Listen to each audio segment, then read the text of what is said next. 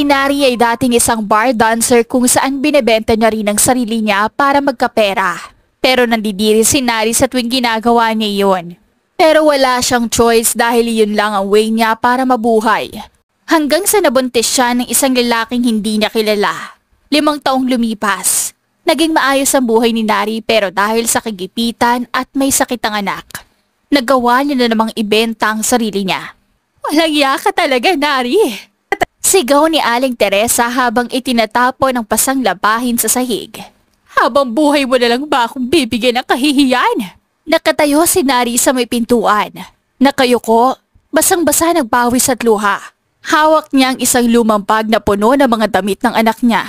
Ma, wala naman akong choice. Halos pabulong niyang sabi, nanginginig ang boses. Ginawa ko lang yung kailangan ko para mabuhay kami ni Nika. Ginawa mo? Sigaw ni Aling Teresa, humakbang palapit at itinutok ang daliri sa mukha ng anak. Ginawa mo yung kabubuyan na yan para mabuhay? Bakit? Wala bang ibang paraan?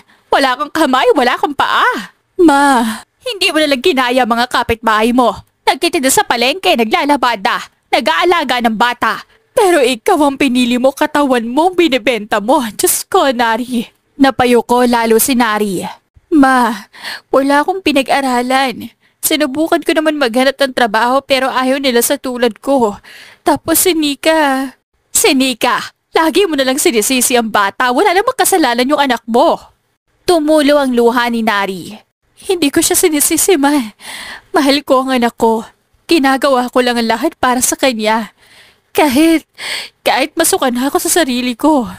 Napailing si Aling Teresa. Hawak ang dibdib na tila sasabog sa galit. Hindi ko alam kung saan ka nagmana. Kung saan ka natuto ng ganyang kalaswaan. Wala bata ka, pinalaki kita ng maayos. Pero anong gintay mo? Kahiya-hiya. Umangat ang tingin ni Nari. May luha at pait sa mga mata. Maayos? Halos pasigaw siya. Nanginginig ang mga labi. Maayos bang pagpapalaki yung ipilit mo ko sumama sa mga lalaking hindi ko kilala nung kabataan ko? Ikaw ang nagsimula at dahilan, Ma, kung bakit namulat ako sa mundong puro kalaswaan. Maayos bang tinatawag mo kung tamad at walang silbi sa tuwing hindi mo ko pinagkakakitaan? Natigilan si Aling Teresa, pero mabilis niyang itinago ang gulat sa muka. Anong pinagsasasabi mo dyan? Wala kang karapatang sumbatan ako. Lahat ng ginawa ko para sa'yo. Para sa akin? Humagulgol si Nari. Para sa sarili mo, Ma. Dahil ikaw ang unang nagtulak sa akin ng ganitong buhay. Ikaw ang unang nagsabing kailangan kong gumanda, kailangan kong magpakyut sa mga lalaking may pera. Tumigil ka nga, Nari. Bakit? Natatakot ka marinig ang totoo? Inis na sigaw ni Nari. Pinunasan ang luha sa pisngi. Nung 12 ako, sinabihan mo kong makisama sa kumpare mo dahil tutulungan daw niya tayo. Nung 15 taon ako, pinapadala mo ko sa mga bisita mo para may mag-serve. Pero alam mo kung anong gusto nila, Ma? Alam mo, pero pinabayaan mo ko. Hindi totoo yan. Nanginginig na boses ni Aling Teresa, ngunit halata sa kanyang mukha ang pangamba. Ginagawa ko ang lahat para sa atin. Wala tayong makain noon, wala tayong bahay kung hindi ko ginawa yun. Kung hindi mo ginawa yun, Ma, baka hindi ako ganito ngayon. Baka may dangal pa akong natira. Tahimik ang ilang segundo. Tanging hikbi ni Nari ang maririnig. Si Aling Teresa naman ay nakatingin lang sa kanya. Nanginginig ang kamay. Nangingilid ang luha pero pilit pinipigilan. Anak, mahinang sabi ng ina, halos hindi marinig. Hindi ko naman kinusto. Hindi ko alam na ganyan ang magiging resulta. Pero ginawa mo pa rin. Sagot ni Nari, puno ng sakit. Hindi mo ako pinotektahan. Ikaw pa ang nagtulak sa akin. Kaya wag mo sabihin na hindi mo alam kung bakit ganito ako. Dahil ikaw, Ma.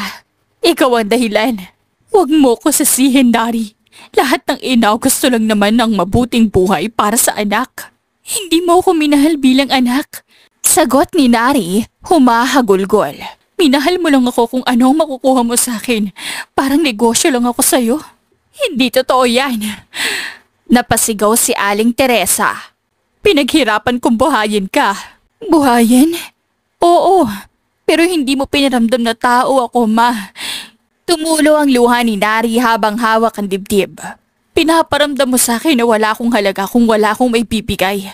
Kaya nung lumaki ako, ang alam ko lang, kailangan kong ibigay ang katawan ko para may tumanggap sa akin dahil yun lang ang itinuro mo sa akin. Napaupo si Aling Teresa sa silya, parang nawalan ng lakas. Napatakip siya sa muka. Diyos ko, anong klaseng ina ako? Lumapit si Nari, nanginginig pa rin.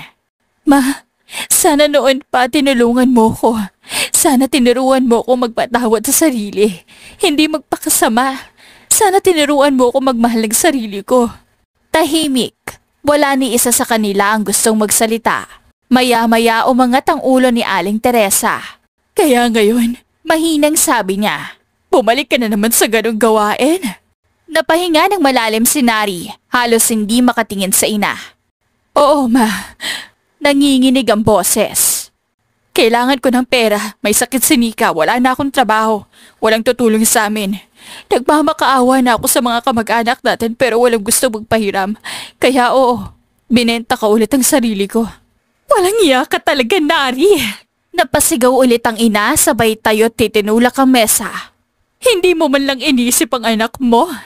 Paano kung malaman niya paglaki niya kung anong klaseng inang meron siya? Napatakip ang bibig ni Nari. Nanginginig ang balikat. Kaya nga ako umiiyak, ma. Dahil hindi ko gustong gawin. Dahil araw-araw sinusuka ko ang sarili ko. Hindi mo ba talaga kaya magbago, ha? Sigaw ng ina, nangingilid din ang luha. Ganyan ka nalang ba habang buhay? Kung may ibang paraan, matagal ko nang ginawa. Humagulgol si Nari. Pero wala, ma.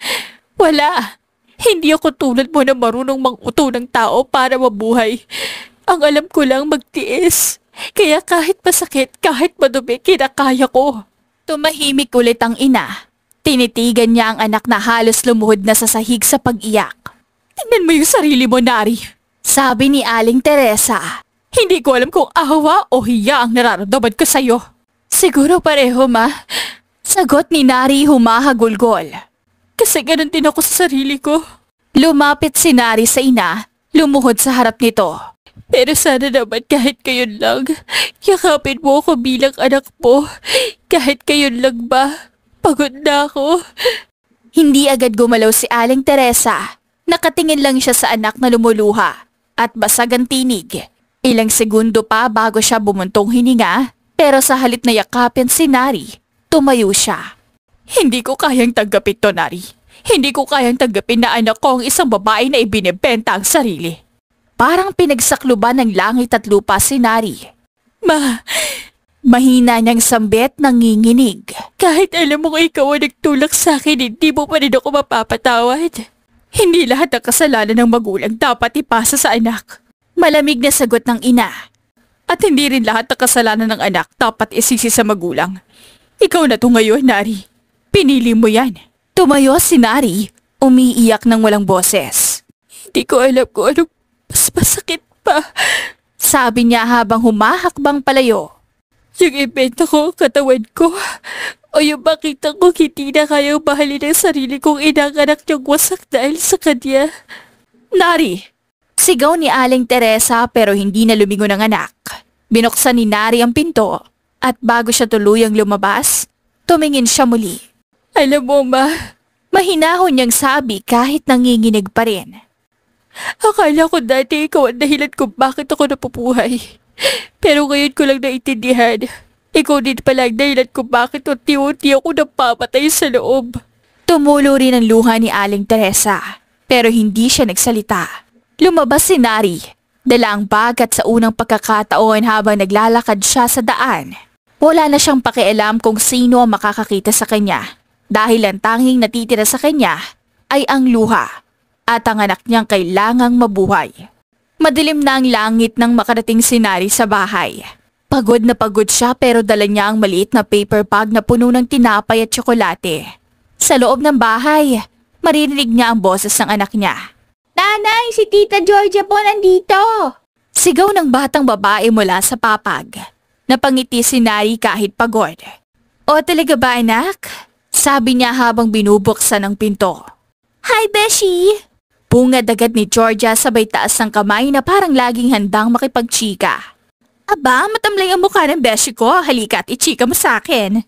Georgia naman. Nahihiyang sabi ni Nari sabay ngiti. Pagod lang, besh. Lumapit si Nika. Tumatakbot niyakap ang ina. Nanay, miss kita! Niyakap ni Nari ng mahigpit ang anak. Miss din kita, anak ko. Sorry ha, medyo natagalan si nanay. Okay lang po, tinuruan po ako ni Tita Georgia gumawa ng drawing. Sabay abot ni Nika ng papel na may stigma na may malaking puso sa gitna. Oh, si nanay yan, tapos ako po yan. Tapos si Tita Georgia to. Napangiti si Nari, pinisil ang pisngi ng anak. Ang ganda naman ng drawing ng baby ko. Pero teka, kinuha niya ang paper bag. May pasalubong si nanay. Wow! Pasalubong? Tuwang-tuwang sigaw ni Nika halos mapatalon. Tinapay po? Tanong ni Nika. Kinuha ang isa at agad kumagat. Ang sarap po. Teka lang, kainin mo yan dahan-dahan ha.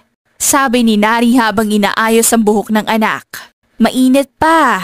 Tahimik lang si Georgia habang nakatingin sa mag-ina. Pero may lungkot sa mga mata niya. Alam niya ang hirap ni Nari. Alam niyang bawat kagat ni Nika sa tinapay, may kapalit na luha ang ina. Nari? Mahinang sabi ni Georgia. Nakakapagod ba? Hindi agad sumagot si Nari. Pinagmasdan muna niya si Nika. Masayang kumakain. Walang kaalam-alam sa hirap ng mundo. Pagkatapos tumingin siya kay Georgia. Hindi lang nakakapagod, besh. Nakakasakal. Pero pag nakikita ko tong ngiti ni Nika, parang worth it lahat. Ay nako, ikaw talaga. Laging martir. Pero girl, seryoso. Kailan ka huling kumain ng maayos? Kanina, sa daan. Mabilis na sagot ni Nari. Pero halata sa tono na nagsisinungaling siya. Hindi ako naniniwala ha. Alam kong kapag sinasabi mong kanina, ibig sabihin nun 1 linggo. Grabe ka naman. Hindi naman ganon. O sige, prove it. Anong kinain mo? Yung pandesal. Yun lang? Girl, hindi mo pwedeng gamiting meal replacement ang pandesal forever. Hindi ka robot, girl. Kailangan naman ng kanin at ulam, hindi lang puro guilt at stress. Napahagikik si Nika. Tita Georgia, robot si nanay? Hala, hindi baby girl. Ang ibig ko sabihin, dapat alagaan ni nanay ang sarili niya. Kasi maganda siya. Dapat kumain na masarap para blooming. Natawa si Nari kahit papaano. Blooming ang po. Totoo naman. Kahit pagod na pagod ka, may ganda ka pa rin, besh. Pero sana hindi mo kailangan pagdaanan to. Tahimik sandali. Parehong napatingin kay Nika na masayang kumakain. Walang kamalay-malay sa usapan. Georgia, salamat ha. Kung wala ka, hindi ko alam kung paano ko kakayanin to. Lahat ng tulong mo sa amin, yung gamot ni Nika, yung gatas, pati pamasahe. Utang na loob ko lahat yun. Uy, stop ka dyan, girl. Hindi mo kailangan magpasalamat. Hindi naman ako tumutulong para pasalamatan mo ko. Tinutulungan kita kasi mahal kita bilang kaibigan. Ikaw at si Nika, parang pamilya ko na rin. Tumulo ang luha ni Nari kahit pilit niyang pinipigilan. Nakakahiya lang kasi, besh. Lagi mo ko tinutulungan pero wala naman ako maibalik. Hindi naman ako humihingi ng kapalit, no? Ano ka ba? May utang-utang pa. Ang friendship hindi business transaction. Natawa si Nari, pero baka sa tawa niya ang pagod. Alam mo, kahit anong sabihin mo, nahihiya pa rin ako. Minsan naiisip ko, bakit po pa ako tinutulungan? Marumi akong tao, Georgia. Alam mo naman yun. Biglang natahimik si Georgia. Napatitig siya kay Nari. Hoy, huwag mo na nga sabihing marumi ka. Walang taong marumi dahil lang sa ginawa niya para mabuhay. Pero, wala nang pero-pero. Ikaw na mismo nagsabi na ginagawa mo to para kay Nika. Kung ibang tao nga, nangungupit para lang makakain. Ikaw, sarili mo ang inaalay mo para mabuhay ang anak mo. Hindi ako sang-ayon sa ginagawa mo pero hindi rin naman ako judgmental. Ang gusto ko lang sana dumating yung araw na hindi mo na kailangan magdusa ng ganito. Lalong napaiyak si Nari. Sana nga, besh. Pero parang ang hirap na. Parang tuwing umaangat ako, may humihila pababa. Di tulungan kita umakyat. Sige nga, ako na tong fairy godmother mo, di ba? Pero mas tsaka version. Natawa si Nika. Tita Georgia, ikaw pong Perry? Oo, baby girl. Perry na may lipstick at malaking earrings. Sabay posing ni Georgia at nagpataas ng kilay. Tuwang-tuwa si Nika. Nagtatawanan silang tatlo. Sandali lang pero napuno ng tawa ang malit na kwarto. Pagkatapos, tumingin si Georgia kay Nari. Mas seryoso na ngayon. Besh, anong plano mo ngayon? Hindi pwedeng habang buhay ka na lang na nasa ganitong sitwasyon, ha? Napayo ko si Nari. Hindi ko pa alam. Gusto ko sana mag-apply sa laundry shop sa kanto, pero baka di nila tanggapin. May mga naririnig ako sinasabing kilala nila ako dati sa bar. Natatakot akong pagtawanan ulit. Kung ako sa'yo, hayaan mo sila. Hindi mo kailangan magpaliwanag sa mga taong wala namang alam sa hirap mo. Kung ayaw ka nila, problema na nila yun. Ang dali mong sabihin. Pero ako, araw-araw kong dala yung hiya. Nari, kung alam mo lang kung gaano katapang, kahit anong hiya ang bumalot sa'yo, hindi mo tinatalikuran ng anak mo. Yun ang mahalaga. Ang mga taong lumalaban para sa mahal nila, hindi kailanman marumi. Nakatingin si Nari sa anak at unti-unting may liwanag sa mga mata niya. Siguro tama ka.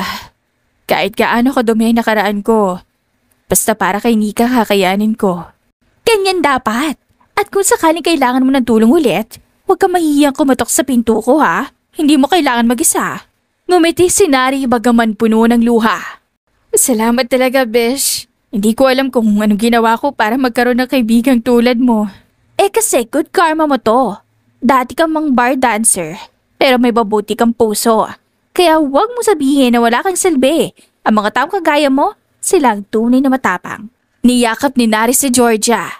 Salamat, Besh. Salamat sa lahat.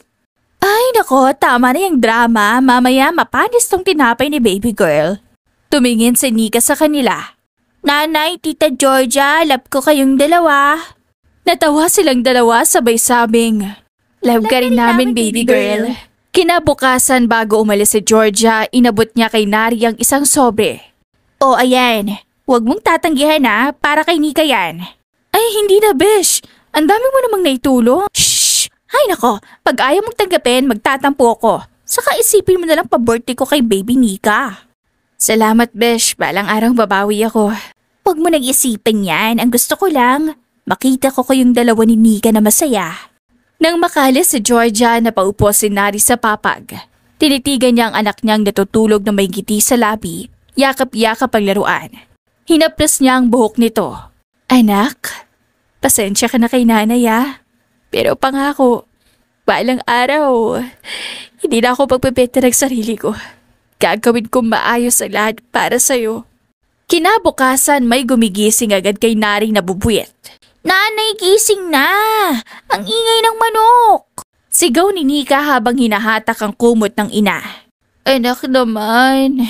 Reklamo ni Nari, nakapikit pa, nakasiksik sa manipis na unan.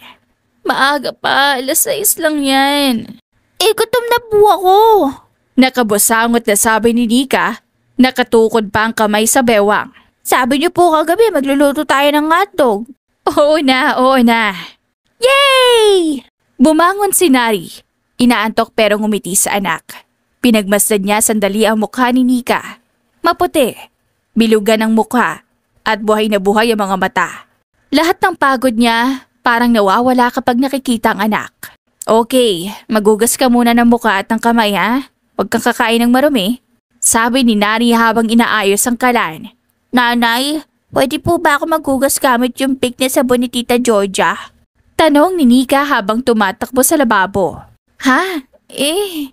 Yun yung pabango niya. Hindi pang mukha yun, anak. Kasi gusto ko rin pong mabango gaya ni Tita Georgia. Ang bango-bango niya parati amoy candy. Di bumili tayo ng sabon na pambata mamaya. Pang pretty girl lang, ha? Okay? Okay! Habang nagluluto, sumabay si Nika sa pagkanta ng jingle ng paborito niyang cartoon. Hotdog, hotdog, yummy, yummy hotdog. Anak naman, baka maingay tayo sa kapitbahay. Sabi ni Nari pero nakangiti. Hindi naman po sila natutulog. Narinig ko po kanina si Aling Berta sumisigaw sa manok. Ay, ikaw talaga.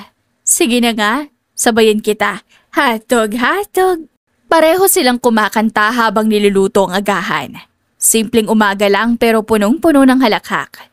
Pagkatapos kumain, tumulong si Nika magligpit ng pinggan. Nanay, gusto ko pong maging katulad niyo paglaki. Katulad ko? Opo, gusto ko rin pong marunong magluto, marunong magugas ng pinggan at marunong magpaganda. Huwag mo lang gayahin yung trabaho ni nanay ha? Hindi po, pero gusto ko po yung may anak din ako. Tapos ako naman po ang mag-aalaga. Ganun ba? Sino magiging tatay? Ayoko ng tatay kasi baka iwan niya rin kami kagaya ng tatay ko. Natigilan si Nari. Hindi niya agad nasagot. Tumitig lang siya sa anak na biglang tahimik. Anak, hindi mo kailangan magalit sa kanya ha? Kahit hindi mo siya kilala. Bakit po wala akong tatay? Tanong ni Nika, inosente. Huminga ng malalim si Nari. Minsan kasi hindi lahat ng tao handang maging magulang. Pero okay lang, kasi may nanay ka naman na sobra kang mahal. Gusto ko rin po ng tatay minsan, yung magdadala ng ice cream. Napangiti si Nari, pero bakas sa mata ang kirot. Sige, ako na muna ang tatay mo at nanay mo, ha? Dalawa ko. Tuwang-tuwa si Nika. Dalawa si nanay! Tawanan ulit silang dalawa at doon napawi kahit sandali ang bigat sa dibdib ni Nari. Kinahaponan, mainit ang hapon. Pero nasa labas sila ng maliit na bahay. May nilalaro silang piko gamit ang chalk na hiniram ni Nika kay Tita Georgia. Nanay, ikaw po muna taya. Sabi ni Nika habang nilalagay ang bato sa unang kahon. Ay naku, matagal ko nang hindi nilalaro to eh. Sabi ni Nari tawa ng tawa. Talon po, 1, 2, 3. Ay nanay, mali po. Lumagpas yung paa. Naku, ang higpit ng referee ko. Dapat po tama. Rules are rules. Sagot ni Nika kunot noo pero cute pa rin. Tuwang-tuwa si Nari. Grabe ka, parang judge sa korte. Kasi gusto ko pong maging lawyer paglaki. Sagot ni Nika sabay kamot ng ulo. Para kung may manloko kay nanay, kakasuhan ko. Anak, hindi mo kailangan gawin yan. Hindi po.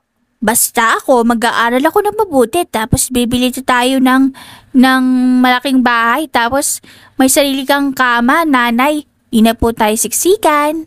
Natigilan si Nari. Napatingin sa anak na walang kamalay-malay na unti-unting pinapalakas ang loob niya. Totoo ba yan, anak? Opo, tapos bibili rin ako ng bike. Pero ikaw muna po ang unang sasakay kasi gusto kong matutunan nyo. Baka maulog ako ha? Biro ni Nari. Hindi po, hawak ko kayo. Sagot ni Nika sabay yakap sa bewang ng ina. Hindi ko kayo bibitawan. Tumulo ang luha ni Nari pero pilit siyang ngumiti. Salamat anak ha. Alam mo, sa tuwing sinasabi mong hindi mo ko bibitawan, para kang anghel. Ano po yung anghel? Yung mabait, yung nagbabantay sa atin tulad mo. Di ako pala si Angel Nika. Tama, Angel Nika, tagapagtanggol ni nanay. Tuwang-tuwa si Nika sabay tili. Yes, ako yun! Pagkatapos ng laro, naupo sila sa labas. Pinapanood ang papalubog na araw. Hawak ni Nika ang malit na laruan, habang si Nari naman ay naguguhit ng pangarap sa isip. Nanay, bakit po minsan umiiyak kayo kahit wala naman pong masakit? Minsan kasi anak, umiiyak ang mga tao hindi dahil sa sakit sa katawan. Minsan kasi sa puso. Ano pong gamot sa sakit sa puso? Yakapin mo lang ako. Yan ang gamot. Agad lumapit si Nika at niyakap ang ina ng mahigpit. Ayun po, gamot na. Napatawa si Nari. Ang galing ng doktor kong maliit. Nanay, gusto ko pong maging doktor din. Para pag may sakit kayo, ako mag-aalaga. Tapos may stethoscope ako. Ang dami mong gustong maging anak. Lawyer, doktor, hotdog queen, lahat na. Tama po yun nanay. Para marami akong pera, bibili tayo ng ice cream araw-araw. Natawa si Nari ng malakas sabay yakap ulit sa anak. Ikaw talaga anak ko. Kung alam mo lang, ikaw lang sapat na. Talaga po? Oo naman. Ikaw ang pinakamagandang blessing na natanggap ni nanay. Nakangiting sumiksik si Nika sa braso ng ina. Nanay, love kita sobra. Love din kita sobra-sobra. Sagot ni Nari, sabay halik sa noo ng bata. Tahimik silang dalawa habang pinapanood ang langit na nagkukulay kahel. Sa kabilang banda naman, sa loob ng isang malawak na opisina sa Maynila, Umalingaw-ngaw ang tunog ng kamay ni Grant na malakas na tumama sa mesa. Nalaglag pa ang ilang papel sa sahig. Ngunit hindi man lang siya nag-abalang pulutin. Nakakunot ang noon niya. Malamig ang titig at umiigting ang mga panga. Parang anumang oras ay puputok sa galit. Hanggang kailan ko pa ba kailangan maghintay? Sigaw niya sa sekretarya niyang nakatayo sa harap ng mesa. Sinabi ko na hanapin niyo yung babae! Napalunok ang sekretarya. Sir, lahat po ng tauhan na hinanap niya. Wala pong record. Wala pong kahit anong impormasyon. Imposible! May bata! May batang kasing edad na sinabi kong 5 taon. Hindi yun guni-guni ko. Tahimik na napaatras ang sekretarya bago ito nagpaalam ng marahan. Opo, Sir Grant. Magpapahanap pa po ulit ako. Pagkaalis ng babae, napahawak si Grant sa sentido. Para siyang mababaliw sa kakaisip. Sa isip niya, paulit-ulit bumabalik ang eksenang nakita niya ilang linggo na ang nakakaraan. Ang maliit na batang babae na parang kopyang-kopya ng mga mata niya. Ang tingin, ang ilong, pati ang ngiti, parang siya noong bata pa. Ngunit bigla ring sumulpot sa isip niya ang mukha ng babaeng hawak ang bata. Ang babaeng nakita niyang halos kapareho ng babaeng minsang dumaan sa buhay niya sa loob ng isang gabi. 5 taon na ang nakalipas. Sa gitna ng katahimikan, bumukas ang pinto. Kuya, tawag ng isang babae. Si Gina, ang kapatid niyang bunso. Nakasuot ng simpleng dress pero may tikas pa rin bilang isang businesswoman. Lumingon si Grant. Kita ang pagkasungit sa muka. Ano na naman, Gina? Pwede bang huminga ka muna? Araw-araw na lang lagi kang galit. Lahat ng tao dito takot na sa'yo. Kung ayaw nila, pwede silang umalis. Hindi ako magbabago dahil lang sa takot nila. Kuya Grant naman, baka naman nagiging hallucination lang yung sinasabi mong babae at bata. Alam mo bang ilang gabi ka nang hindi natutulog? Hallucination? Gina, hindi ako baliw. Hindi ko sinabing baliw ka. Ang sinasabi ko, baka pagod ka lang. Ilang taon mo nang natitiis ang trabaho mo. Kulang ka sa pahinga. Tapos ngayon, kung ano nung babae na ang pinapahanap mo. Yung babaeng yun, siyang ina ng bata. Alam kong siya yun. Pareho ang mata ng bata sa akin. Gina, hindi ako bulag. Napabuntong hininga si Gina, parang nalulungkot na. Kuya, ilang beses mo na rin sinabi yan dati, na may anak ka raw. Pero hanggang ngayon wala ka namang matibay na ebidensya. Ni pangalan ng babae wala kang alam. Napatigil si Grant, parang biglang binuhusan ng malamig na tubig. Tama si Gina. Wala nga siyang pangalan. Ni isang malinaw na alaala sa gabing yon. Wala. Ang alam lang niya, nagising siya kinaumagahan na mag-isa. Walang iniwang kahit anong bakas ang babae. Pero nang makita niyang kamakailan ng bata, yung bata sa tapat ng mall, may hawak na maliit na stop toy, doon niya naramdaman ng kakaibang koneksyon. Kung makita mo lang yung bata, Gina, hindi ka magdududa. Para siyang ako. Para akong tinitingnan sa salamin. Tumango si Gina, marahan pero bakas pa rin ang pag-aalinlangan. Kung totoo yan sinasabi mo, kuya, may dahilan kung bakit kailangan mong hanapin sila. Pero sana, huwag mong kalimutan ang sarili mo sa kakahanap. Hindi pwedeng puro yan ang buhay mo. Tingin mo ba gusto ko to? Gusto ko lang naman kung totoo ang kutob ko. Kung may anak nga ako. Tahimik si Gina. Sa likod ng pagiging istrikto at mainitin ng ulo ni Grant, naroon pa rin yung lalaking minsang nasaktan at minsang nabigo. Kuya, malambing na sabi ni Gina. Baka kaya ka rin hindi makapagmumuon kasi pilit mong hinahanap yung nakaraan. Hindi lahat ng tao bumabalik, Grant. Minsan kailangan mong tanggapin na baka hindi na sila babalik. At saka hindi ka naman ganyan. Isang beses lang may nangyari sa inyo na babaeng sinasabi mo. Tumingin si Grant sa kapatid. May halong lungkot at inis. At kung mali ako, kung may anak ako naghihintay sa akin tapos pinabayaan ko lang, kaya ko mabuhay na may ganong kasalanan, Gina. Hindi na sumagot si Gina. Alam niyang may punto ang kuya niya. Pero ayaw din niyang makita itong tuluyang lamunin ng paghahanap na parang wala nang hangganan. Lumapit siya. Marahang hinawakan ang balikat ni Grant. Sige, pero kung gusto mong hanapin, gawin mo ng maayos. Hindi yung araw-araw kang galit. Hindi yung pagmamalditahan mo lang lahat ng tao na nandito. Maging tao ka rin sa sarili mo, kuya. Napatingin si Grant sa kanya. Medyo nabawasan ang tigas ng muka. Mahirap yan, Gina. Hindi ako sanay maging kalmado kapag hindi ko alam ang sagot. Ngumiti naman si Gina. Pilit. Hindi lahat ng sagot kailangan hanapin agad. Minsan kusa silang dumarating. Tahimik na napayuko si Grant. Parang tinatabla ng mga sinabi ng kapatid. Ilang sandali pa muling nagsalita si Gina. Sige na, magpahinga ka muna. Kung gusto mo ako na muna bahala sa mga meeting mo bukas. Baka makatulong kung lalabas ka, magpalamig, o mag-drive ka man lang sa probinsya. Ngunit umiling si Grant. Hindi. Hanggat hindi ko pa siya nakikita, hindi ako tatigil. Napatitig si Gina at hindi na siya nakapagsalita. Alam niyang walang makakapigil sa kuya niya kapag may gustong patunayan. Pero sa isip niya, nag-aalala siya. Pagkaalis niya sa opisina, naiwan si Grant na mag-isa. Tumitig ito sa labas ng pintana, tanaw ang lungsod. Binuksan niya ang drawer ng mesa at kinuha ang isang maliit na sketch. Isang batang babae na siya mismo ang gumuhit mula sa alaala. Muling sumilay ang lungkot sa kanyang mga mata. Kung totoo ka man. Bulong niya, halos pabulong lang. Hanapin kita kahit saan. Kahit pa lahat sabihin na baliw ako. Pagkalipas ng ilang buwan, tila gumaan na ang buhay ni Nari. Sa wakas, ay natanggap siya bilang admin assistant sa isang malaking kumpanya. Isa sa mga kilalang kumpanya sa lungsod. Mahirap man noong una, pinilit niyang maging maayos sa trabaho. Gusto niyang patunayan na kaya niyang magsimula ulit, na hindi siya basta babae lang na galing sa madilim na nakaraan.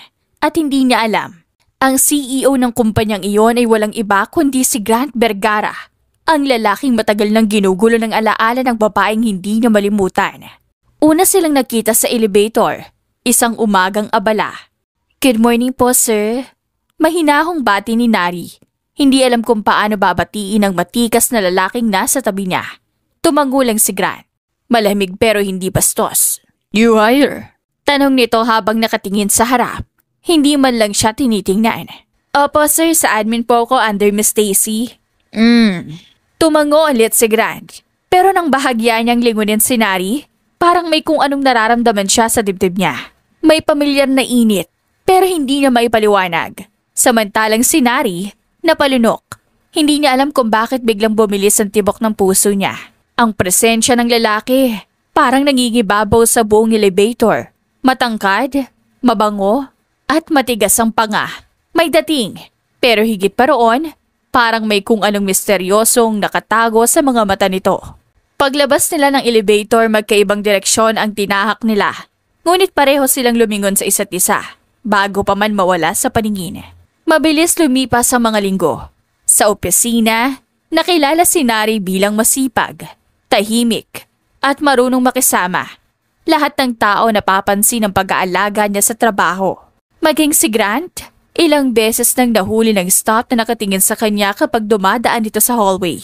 Isang tanghali nagkita silang muli sa pantry. Wala masyadong tao noon. Si Nari, abala sa pagtimpla ng kape, at si Grant naman ay kumuha ng tubig. Magandang tanghali po, sir. Bati ni Nari habang nakangiti. Nari, di ba? Tanong ni Grant parang sinusubukang alalahanin ang pangalan niya. Opo, sir, Nari po. Sagot niya, bahagyang nagulat na alam nito ang pangalan niya. Umupo si Grant sa mesa at tinapik ang upuan sa tapat niya. Umupo ka muna. Wala naman tao. Wala ka bang lunch? Meron po akong baon. Sabi ni Nari medyo naiilang. Hindi ko po alam kung pwede dito kumain. Pwede, relax ka lang. Natawa si Grant ng bahagya at unang beses yon na nakita ni Nari ang ngiti niyang tunay. Hindi yon seryosong laging nakapaskil sa opisina. Habang kumakain si Nari ng baon ng adobo, nakatitig lang si Grant. Parang may gustong tanungin pero nag-aalangan. Sir? Tanong ni Nari nang mapansin niya ang titig nito. Sorry.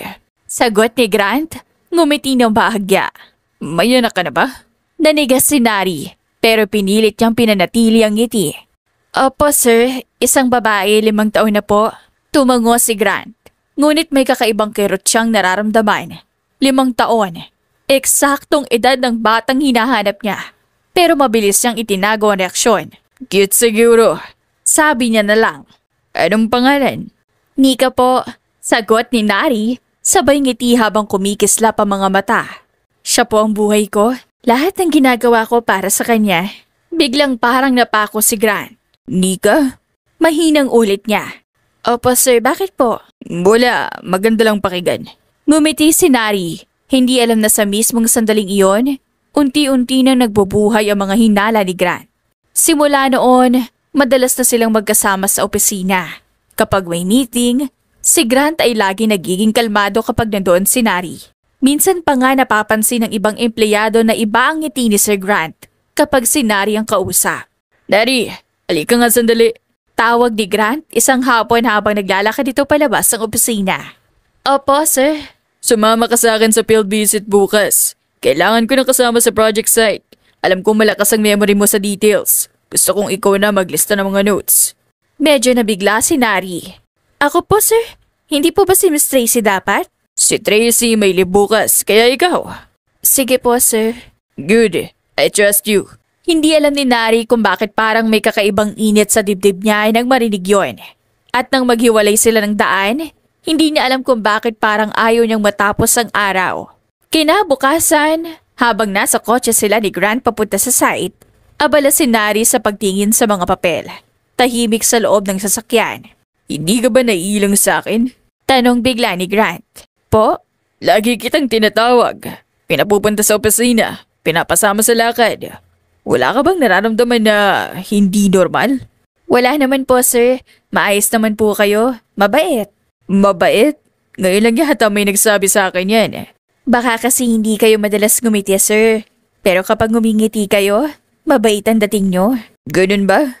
Tumawa si Grant at sandaling nagtagpo ang mga mata nila. Naramdaman ni Nari ang mabilis na pagtibok ng puso niya. Hindi niya maintindihan. Bakit parang may kung anong koneksyon siya sa lalaking ito? Bakit parang pamilyar ang presensya nito? Kahit alam niya ngayon lang sila nagkakilala. At si Grant, habang pinagmamasdan si Nari, tahimik na nakatingin sa labas ng bintana. May gumugulo rin sa isip niya. Bakit parang kilala ko na siya noon pa? Walang nagsalita sa kanila hanggang makarating sa site. Lumipas ang ilang buwan mula nang magsimula si Nari sa kumpanya ni Grant. At sa panahong iyon, tila hindi na lang basta boss at empleyado ang turing nila sa isa't isa. Madalas silang magkasabay mag-lunch, mag-usap tungkol sa trabaho. Minsan pati mga personal na bagay. Si Grant na dating kilala sa pagiging seryoso at suplado ay madalas nang ngumiti. At si Nari naman, tila mas gumaan ang loob sa kanya. Nari! Tawag ni Grant habang nakasandal sa swivel chair niya. Anong lunch mo ngayon? Napangiti si Nari hawak ang lalagyan ng paon. Adobo sir, gusto niyong tikman? Totoo? Tara po, hati tayo. Nakangiti si Nari habang iniaabot ang Tupperware. Pero simple lang po to ha. Umupo si Grant sa tapat niya. Walang problema. Mas gusto ko nga yung lutong bahay. Habang kumakain sila, napansin ni Grant ang isang maliit na bracelet sa kamay ni Nari. Ang ganda niyan. Bigay ng anak mo? Opo, si Nika po ang gumawa niyan. Sabi niya para daw di ako malungkot sa office. Si Nika. Mahinang sabi ni Grant. Gusto ko siya makilala minsan. Nagulat si Nari. Ha? Si Nika po? Oo, at dami mo na kasing naikukwento tungkol sa kanya. Parang asaya sa inyong magina. Masayahin po talaga yun, sir. Pero medyo maldita rin minsan. Pareho pala kayo. Hoy!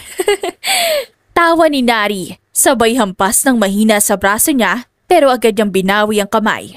Ay, sorry po sir. Okay lang. Sa'yo lang ako papayag na hampasin. Isang Sabado ng hapon, inimbitahan ni Nari si Grant sa parke kung saan madalas maglaro si Nika. Wala siyang planong isama sana ang boss niya. Pero nang magtanong ito kung saan siya pupunta, kusa na lang lumabas sa bibig niya ang, "Sa park po, kasama ko ang anak ko." At bago pa man niya mapawi, sumagot si Grant. Pwede bang sumama? Kaya ngayon, naroon siya, nakasuot ng simpleng polo at jeans. Mukhang hindi sanay sa dami ng bata. Si Nika naman tuwang-tuwa. Wow, Mama! Pogi! Yan ba si Tito Grant? Nika?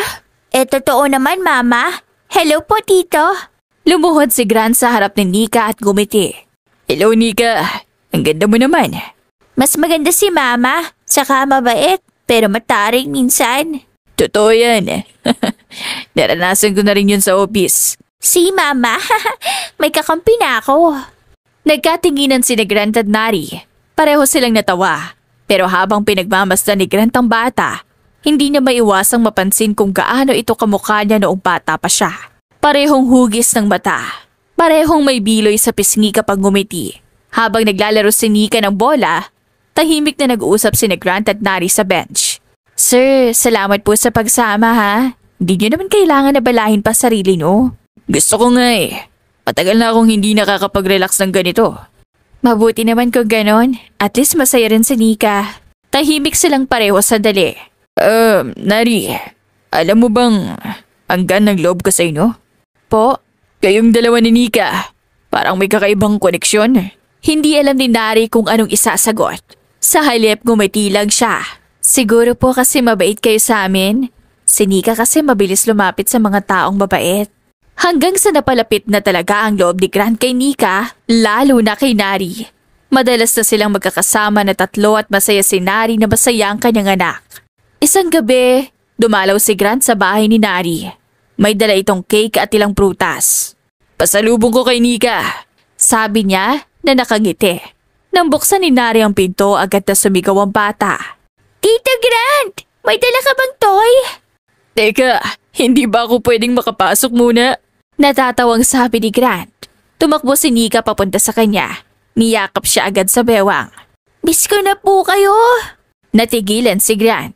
Miss din kita, princess. Pinatuloy ni Nari si Grant sa loob. Ang galing pala niyang mag-drawing. Sabi ni Grant habang tinitingnan ng isang guhit ng batang babae at lalaki na magkahawak kamay. Mahilig talaga yan. Sabi niya minsan gusto niyang magkaroon ng papa para daw may kalaro siya. Ganun ba? Opo, pero okay lang naman kami. Sanay na rin kaming dalawa lang. Habang nagkukwentuhan sila, sumingit si Nika. Tito Grant, gusto mo ba maging papa ko? Napatigal silang dalawa. Halos hindi makapagsalita si Grant. Nika, mahinang saway ni Nari, nahihiya. Bata ka ba, huwag kang... Kung papayagan ng mama mo, bakit hindi? Natahimik si Nari, nangingilid ang luha. Hindi niya alam kung bakit. Matapos ang ilang sandali natulog si Nika sa sopa. Yakap ang stop toy na bigay ni Grant. Nari, may gusto ko sabihin. Ano po yun, sir? Hindi ko maintindihan pero tuwing nakikita ko si Nika parang may parte ng puso ko na gumagaan. Parang matagal ko na siyang kilala. Siguro po kasi mabait lang kayo, sir. Hindi lang yun, Nari. Pakiramdam ko, konektado tayong tatlo sa parang hindi ko may paliwanag. At sa gabing yon, habang tahimik na nagtitigan si Nari at Grant, may unti-unting nabubuo sa pagitan nila. Hindi lang pagkakaibigan, hindi lang pag-aalaga, isang damdaming pinipilit nilang itanggi. Ngunit lalong lumalalim sa bawat araw na magkasama sila. Ngunit isang gabi bigla na lamang may hindi inaasahan na nangyari. Nanginginig ang mga kamay ni Nari habang pinupunasan ng pawis sa noo ng anak. Mainit na mainit ang katawan ni Nika. At noon tumingin siya sa thermometer, halos mabaliw siya sa takot. Anak, please, gumising ka naman. Huwag mo ko takutin, anak, please. Ma, masakit po ulo ko. Mahina ang tinig ni Nika, halos pabulong lang. Napasinghot si Nari, pinisil ang kamay ng bata. Sige anak, magpahinga ka lang muna ha. Mama will find money. Gagaling ka. Promise ni mama yun, di ba? Pagkaalis niya sa higaan ng bata, halos hindi na niya alam kung saan pupunta. Wala na siyang pera, walang pagkain sa mesa, at halos expired na ang gamot ni Nika. Nanghina siya, nakaupo sa gilid ng kama, napayuko at tahimik na tumutulo ang luha. Diyos ko, ano bang gagawin ko? Ayoko na, pero wala naman akong choice. Kinabukasan, suot niya na naman ang lumang pulang bestidang minsang ginamit niya sa bar noon. Habang nakatingin sa salamin, para bang muli niyang nakita ang dating sarili. Eto na naman tayo. Mahinang tawa niya na puno ng pait. Pero sa pagkakataong iyon, hindi siya nakarating sa dapat niyang puntahan. Sa halip, isang sasakyan ang huminto sa tapat ng maliit nilang bahay. Paglingon niya, bumukas ang pinto at bumungad sa kanya si Grant. Seryoso ang muka at mahigpit ang kapit sa envelope na hawak. Grant, ano ginagawa mo dito? Kailangan nating mag-usap, Nari. Wala akong oras. May sakit ang anak ko. Alam ko. At alam ko na rin. Anong sinasabi mo? Itinaas ni Grant ang envelope. Saka ito ibinuka. Ito, DNA test result between me and your daughter, Nika. Para bang nabingi si Nari sa sandaling iyon. Nakita niya kung paanong titig na titig si Grant sa kanya. Seryoso, may halong galit. Pero higit sa lahat, may pangungulila. Bakit mo to ginawa? Mahina niyang tanong. Dahil matagal ko nang nararamdaman na may kakaiba. Sagot ni Grant, diretso ang tingin sa kanya. Noong unang beses kitang nakita sa kumpanya, may kakaiba na. Hindi ko alam kung bakit pero parang kilala na kita. At nang makilala ko si Nika. Huminga siya ng malalim. Pareho kami ng mata, Nari. Parehong pareho.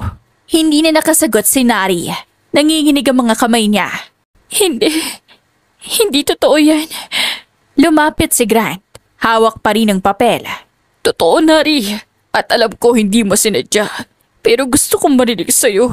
Ako ba talaga ang ama niya? Napatakip ng kamay si Nari sa bibig. At tuluyan ng pumatak ang luha. Grant, please. Nari, sagutin mo ko. Hindi ko alam noon. Hindi ko alam kung sino ang ama niya. Hindi ko alam kung anong gagawin ko noon. Wala akong trabaho, wala akong pamilya. Wala akong pag-asa. Lasing ka nung gabing yon. At lasing din ako. Hindi ko alam na ikaw pala yon. Natahimik si Grant. Mabigat ang paghinga niya. Akala ko isa ka lang sa mga lalaking ginapit ako noon. At nung nalaman kong buntis ako, gusto ko nang mawala. Pero pinili kong buhayin siya. Kahit anong hirap, kahit anong sakit, basta mabuhay lang ang anak ko. Bakit hindi mo sinabi sa akin? May karapatan din ako malaman. Paano, Grant? Paano ko sasabihin sa'yo kung hindi kita kilala? Natigilan si Grant. Napayuko siya. Mariing pinikit ang mga mata. Hindi ko sinasadya, Grant. Hindi ko ginusto, pero ngayon kung galit ka, tatanggapin ko. Kung gusto mo bawiin si Nika, wala akong pagkagawa. Pero huwag mo siyang saktan, please. Siya lang ang natitira sa akin. Umiling si Grant. Lumapit siya. Marahang lumuhod sa harap ni Nari. Hindi ko siya kukunin. Hindi ko siya kukunin sa'yo at lalong hindi ko siya sasaktan. Pero gusto kong maging parte ng buhay niyo mag-ina. Gusto kong makilala siya. Gusto kong bumawi sa inyong dalawa. Grant. I know, marami akong pagkukulang kahit hindi ko alam noon. Pero kung pagbibigyan mo ko, Nari, gusto ko simulan ulit. Hindi bilang estranghero, bilang ama ni Nika. At bilang lalaking may kakaiba ng nararamdaman sa'yo mula pa noon. Grant, huwag mo ko pasahin. Pero hindi ko na kayang itago to. Noong una pa lang kitang nakita, iba na yung nararamdaman ko. Hindi ko lang alam kung bakit ngayon naiintindihan ko na. Dahil ikaw pala yung matagal ko nang hinahanap. Sana totoo lahat yan. Kasi ako pagod na. Totoo, Nari. At ngayong alam ko na ang lahat, hindi na kita iiwan. Sa unang pagkakataon, bumigay na si Nari. Yumakap siya kay Grant. Mahigpit na parang natagpuan ang matagal na niyang hinahanap sa sandigan. Lumipas ang ilang linggo matapos ang pag-uusap ni Nari at Grant. Muling nagkaroon ng kulay ang maliit na bahay nila. Sa unang pagkakataon matapos ang ilang buwang pag-aalala, masigla na ulit si Nika. Tumatakbo, tumatawa, at walang tigil sa pagkwento. Nika, dahan-dahan lang baka mahulog ka sa upuan. Tawag ni Nari habang naghahain ng lugaw sa mesa. Pero ma, gusto ko ipakita sa'yo yung drawing ko. Tingnan mo, ako at ikaw. Pero may isa pa. Lumapit si Nari at napansin ang isa pang figure sa drawing. Isang lalaking may hawak na bulaklak. Sino tong isa, anak? Tanong niya, pinipigilang mapangiti. Si Tito Grant. Sabi niya lagi daw siyang magdadala ng bulaklak para sa akin kasi mabango raw akong bata. Napatingin si Nari sa bintana kung saan nakikita si Grant na nakatayo sa labas. Nakasandal sa sasakyan, hawak ang maliit na paper bag. Ma! Si Tito Grant dumating na! Sigaw ni Nika, sabay takbo palabas ng pintuan. Nika, huwag kang tatakbo ng walang tsinelas! Tawag ni Nari, pero huli na. Nasa bisig na si Nika ni Grant. Tawang-tawa habang iniikot siya ni Grant. Princess, mas okay ka yata ngayon ah. Siyempre kasi sabi ni Mama pag mabait ako, gagaling ako agad. Good girl. May vitamins ka ulit dito Sabi ng doktor, tuloy-tuloy lang. Nagkatinginan si Grant at Nari. Sandaling katahimikan. Parehong may gustong sabihin, pero parehong nag-aalangan. Thank you, Grant. Kung hindi dahil sa tulong mo. Walang anuman. Masaya ako at gusto ko lang masiguro na ligtas siya. Ligtas kayong dalawa. Salamat. Kinahapunan habang natutulog si Nika sa kama, tahimik lang si Nari sa sala. Nag-aayos ng mga resibo at gamot. Sa kabilang sopa, nakaupo si Grant. Nakatingin sa bata mula sa malayo. She looks so peaceful. Ang hirap paniwalaan na ilang araw lang halos hindi siya gumising. Tumango si Nari. Kung hindi ka dumating noon, ewan ko kung ano na. Hindi mo kailangan magpasalamat. Bilang ama, tungkulin ko yun. Natigilan si Nari, hindi makatingin ng diretsyo. Grant? Hindi ko alam kung paano mo gustong simulan to. Pero gusto kong makilala ako ni Nika. Hindi bilang Tito Grant lang. Gusto kong malaman niyang ako ang ama niya. Grant, hindi ko pa kaya. Bata pa siya, baka malito siya. Baka isipin niya nagsisinungaling ako. Pero may karapatan din siya. Lahat ng batang kagaya niya may karapatang makilala kung sino ang ama niya. Tahimik si Nari. Ramdam niya ang katotohanan sa sinabi ni Grant. Pero may takot pa rin sa puso niya.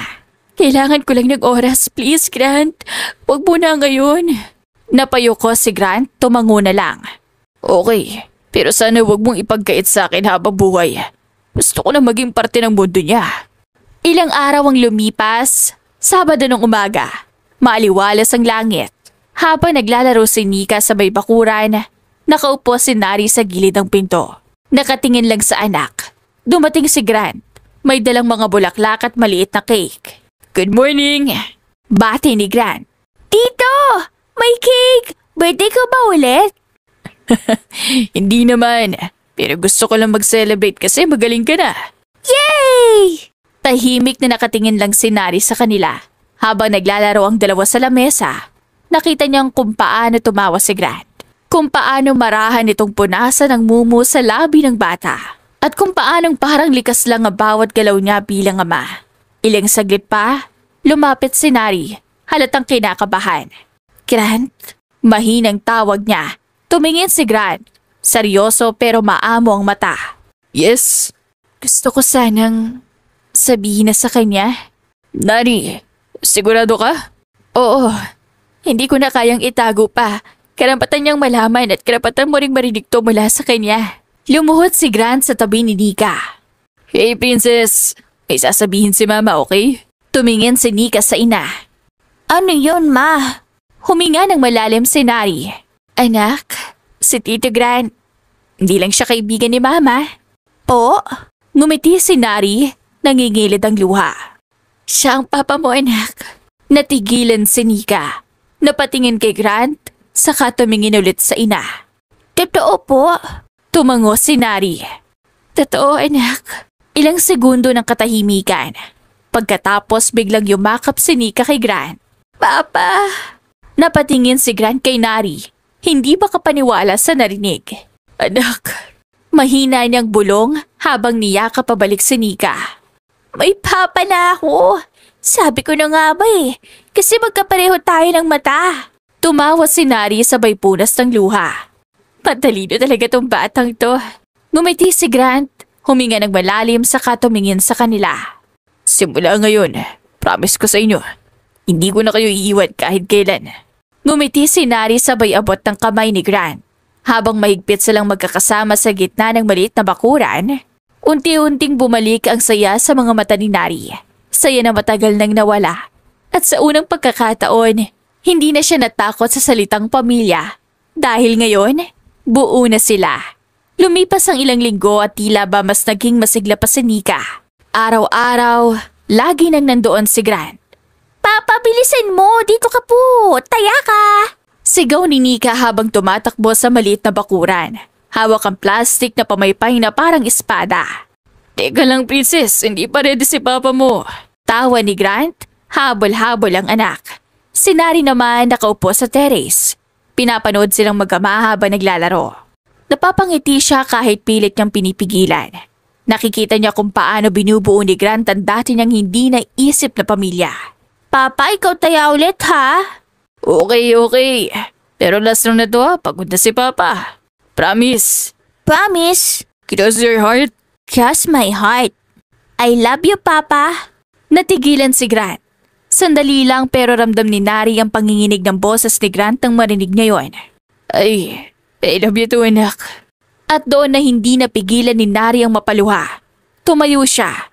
Pumasok sa loob. Ayaw makita ni Grant na umiiyak siya. Kinagabihan habang tulog na si Nika, tahimik lang sa sala. Si Grant ay nakaupo. Nakatingin sa frame ng litrato nila ni Nika sa mesa. Si Nari naman ay abala sa paghuhugas ng plato sa kusina. Pero ramdam niya ang presensya ni Grant sa likod niya. Nari, Bakit? pwede ba tayong mag-usap? Tumangulang si Nari. Nagpunas ng kamay saka umupo sa tapat ni Grant. Huminga ng malalim si Grant bago nagsalita. Gusto ko humingi ng tawad. Hindi lang dahil sa mga nangyari noon. Kundi dahil hindi ko kayo nahanap agad. Hindi ko kayo nabantayan. Grant, hindi mo naman kasalanan. Ako yung umalis nung nagising ako. Pero dapat hinanap ko kayo ng maaga. Kung ginawa ko yun, baka hindi mo naranasan yung mga pinagdaanan mo. Baka hindi ka pa napilitang ibenta ang sarili mo para mabuhay. Grant, tapos na yun. Ayoko nang balikan, masakit lang. Tama ka. Pero gusto kong iparamdam sa'yo na hindi mo na kailangan mag-isa. Gusto kong bumawi sa inyo. Tahimik si Nari. Pinigil niyang umiyak pero hindi niya kinaya. Alam mo, Grant, ilang taon akong natulog na umiiyak. Ilang beses ko tinanong sa sarili ko kung may karapatan pa ako mabuhay. Pero tuwing nakikita ko si Nika, naalala ko may dahilan pa. Siya lang ang dahilan ko. Lumapit si Grant. Marahang hinawakan ang kamay ni Nari. At gusto kong maging isa sa mga dahilan mo ngayon. Hindi ako sanay na may ganitong usapan, Grant.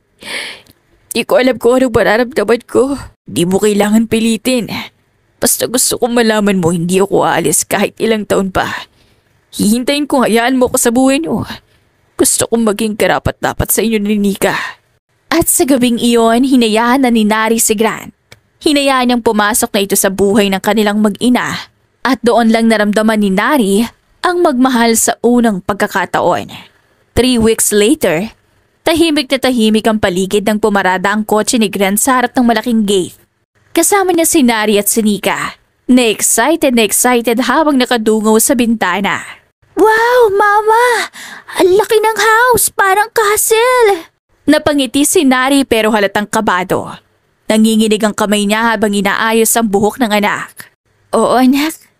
Bahay yan ng lolo at lola mo. Napatingin siya kay Grant na seryosong nakamasid sa kanila. May ngiti sa labi nito pero halatang kaba. Huwag kang kabahan, Nari. Alam mo naman na gusto ka nilang makilala. Pero Grant, baka hindi nila ako matanggap. Alam mo naman kung anong Pasko. Mahina niyang sabi. Nari, matagal lang tapos yun. Ang importante ngayon may anak tayo at gusto nilang makilala kayo pareho. Huminga ng malalim si Nari sabay hawak sa kamay ni Nika. Okay anak, behave tayo ha? Opo Mama, pero pwede bang tawagin ko rin siyang Papa sa harap nila? Tanong ni Nika, inosenteng nakangiti. Tumigil si Nari saglit. Nagulat pero ngumiti rin. Kung gusto mo anak.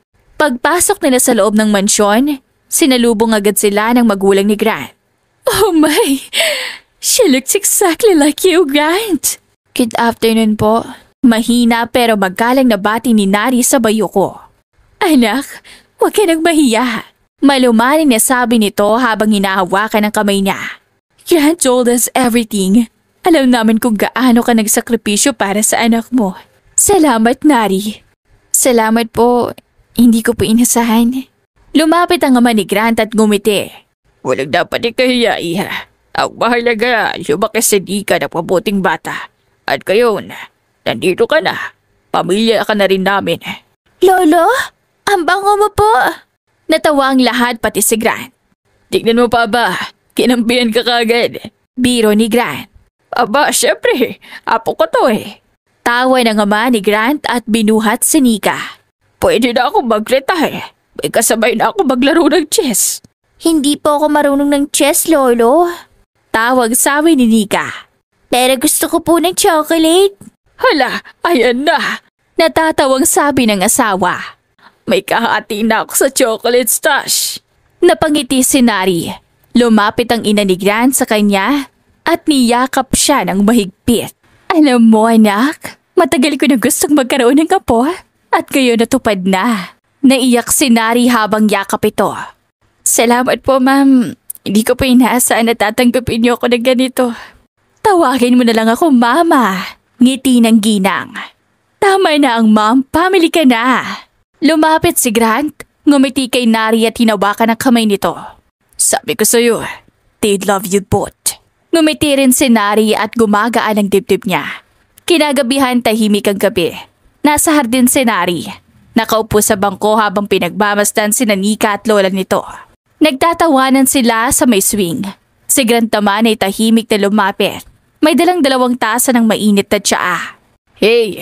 Sabi ni Grant habang inabot ang 1 tasa sa kanya. Green tea, para ma-relax ka. Salamat. Mahina niyang sabi. Hindi ko pa rin alam kung panaginip to. Hindi to panaginip. Totoo lahat to, Nari. Finally, buo na tayo. Napayo ko si Nari. Buo. Pero parang may takot pa rin ako. Baka isang araw magbago ang isip niyo. Hindi mangyayari yun. Nari nang malaman kung sini ka palang anak ko. Doon ko lang na-realize kung gaano ko katanga noon. Pinabayaan ko kayo nang hindi ko alam. Pero ngayon hindi na. Hindi ko nahahayaang mawala pa kayo sa akin. Grant, hindi mo naman kasalanan. Ako rin may pagkukulang. Hindi na importante kung sino may kasalanan. Ang importante, nandito na tayo ngayon. May nika tayo. At may tayo na. Natahimik si Nari. Nararamdaman niya ang tibok ng puso niya. Grant, natatakot ako. Sabi niya habang pinipigilan ng luha. Baka pag nagkamali ulit ako, madamay na naman si Nika. Hinawakan ni Grant ang kamay niya. Hindi mo kailangan matakot, nandito ako. At kahit ilang beses pa tayong madapa, tutulungan kitang tumayo. Hindi ko kayo iiwan, Nari. Kahit kailan. Hindi na napigilan ni Nari ang luha niya. Salamat, Grant. Salamat kasi kahit ang daming mali sa buhay ko, may mga taong tulad mo. At ang pamilya mo na nang tumanggap sa amin. Lumapit si Grant, pinunasan ang mga luha niya. You deserve happiness, Nari. Lahat ng hirap mo noon. Tapos na. Simula ngayon ako na bahala sa inyo ni Nika. Biglang tumakbo si Nika papunta sa kanila. Hawak ang isang bulaklak. Mama! Papa! Look! Flower for you! Tuwang-tuwa niyang inabot ang bulaklak sa dalawa. Sabay nilang tinanggap at nagtama ang mga mata ni Grant at Nari habang hawak nila ang maliit na bulaklak. Salamat anak! Sabay nilang sabi sabay tawa. Yay! We are family now! Napatawa si Nari sabay tingin kay Grant. 5 taon lumipas. Masaya na ang buhay ni Grant at Nari. Kasal na sila at may paparating ng bagong biyaya dahil buntis si Nari. Todo alaga si Grant sa asawa. Hindi ito mapakali sa tuwing napapagod si Nari. Palaging nakabantay. Tahimik at payapa na rin ang puso ni Nari dahil sa wakas. Napatawad na niya ang kanyang ina na pumanaw na. Habang hinahaplos ni Grant ang tiyan ni Nari, sabay silang ngumiti. Sa wakas, natagpuan na nila ang tahanang matagal na nilang hinahanap. Sa isa't isa at sa kanilang pamilya. Maaliwalas ang umaga at sa bakuran ng bahay nila Grant at Nari, maririnig ang tawanan ni Nika na ngayon ay 10 taong gulang na. May hawak siyang hose habang pinapaliguan ng aso nilang si Bubbles. Mama, Bubbles is running away again. Sigaw niya, sabay habol sa aso. Lumabas si Nari mula sa loob ng bahay. Suot ang simpleng floral dress, halatang buntis na. Anak, dahan-dahan ka lang baka madulas ka. Okay po, Mama. Sigaw ni Nika habang tumatakbo. Lumabas si Grant, may hawak na tray ng almusal. Ayun, magpahinga ka muna. Sabi niya habang inilalagay ang tray sa lamesa sa veranda. Sabi ng doktor, bawal mapagod. Napangiti si Nari sabay hima sa tiyan. Hindi naman ako napapagod. Ano ka ba, Grant? Alam mo ba nakatulong ako maglinis kanina? Maglinis? Buntis ka tapos maglilinis? Aba, kailangan ko magreklamo sa baby natin sa tiyan mo. Natawa si Nari. Ikaw talaga overprotective. Normal lang yun. Ayoko may mangyaring masama sa'yo. Salamat sa pag-aalaga. Of course, asawa kita. Sagot ni Grant sabay kindat. Papa, Mama, ko. Para kay baby. Ngumiti si Nari. Aba, ang ganda naman. Thank you, anak. Lumapit si Nika at hinaplosan siya ng ina. Hi, baby. I'm Ate Nika. Don't worry, may chocolate ako para sa'yo. Tumawa si Grant. Aba, magmamana pa sa'yo. Papa, baby likes sweet things. Just like you. Biro ni Nika sabay tawa. Anak, sweet ba ako? Tanong ni Grant habang nakangiti. Super. Sagot ni Nika. Lalo na kapag kay Mama. Nagkatinginan silang mag-asawa at parehong natatawa. Habang nag-aalmusal sila, napatingin si Nari sa langit. Tila ba may bumabagapag? Grant? Mahina niyang sabi. Sagot ni Grant habang nagkakape. Naalala ko si Mama. Tumahimik si Grant. Matagal mo na siyang hindi nababanggit. Napatawad ko na siya.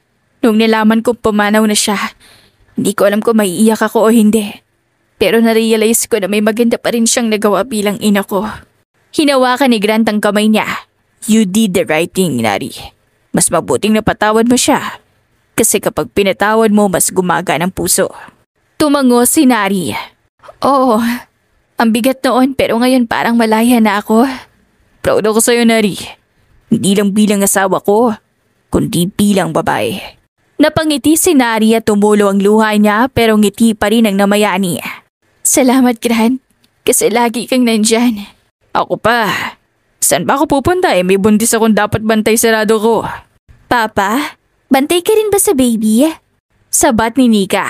Of course. Ako ang chief security officer ni Mama at ni Baby. Ako po. Tanong ni Nika. Sino magbabantay sa akin?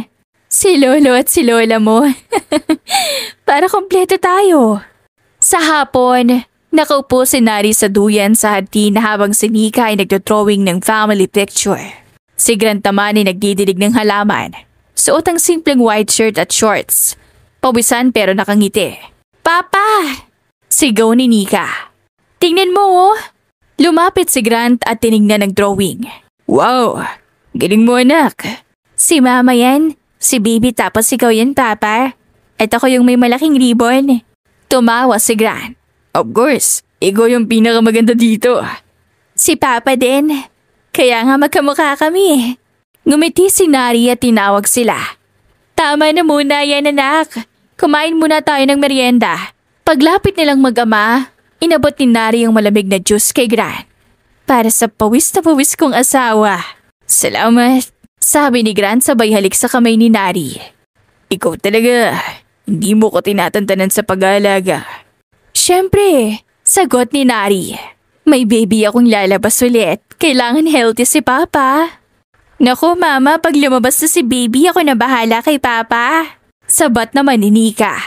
Ako magluluto ng egg. Egg lang? Tawa ni Grant. Yun lang po ang alam ko. Sagot ni Nika, kunot noo pero cute. Tumawa silang dalawa at naging masaya ang kanilang araw. Lumipas pa ang mga buwan. Masaya at payapa ang buhay ni Grant at masayang hinihintay ang kanilang anak. Si Nika ay masigla, palangiti at excited maging ate. Todo alaga si Grant kay Nari, halos hindi na pinapagalaw. Sa wakas, natagpuan na talaga ni Nari ang kapayapaan. Hindi sa yaman o ginawa, kundi sa pag-ibig na tunay, totoo at walang kondisyon. Wakas.